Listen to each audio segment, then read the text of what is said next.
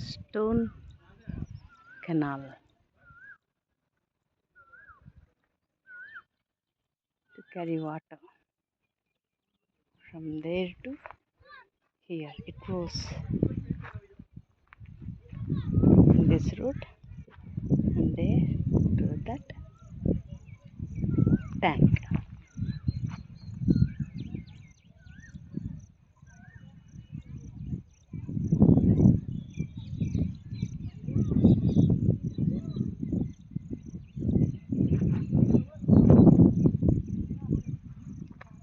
ನವರಾತ್ರಿ ದೀಪದಲ್ಲಿ ಇರ್ತಕ್ಕಂಥ ಕಲ್ಲಿನ ಕಾಲುವೆ.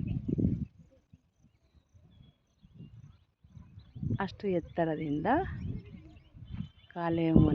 ಕಲ್ಲಿನ ಕಾಲುವೆಯ ಮೂಲಕ ನೀರನ್ನು ಹೀಗೆ ಕಲ್ಲಿನ ಕಾಲುವೆಯ ಮೂಲಕವೇ ಹರಿಸಿ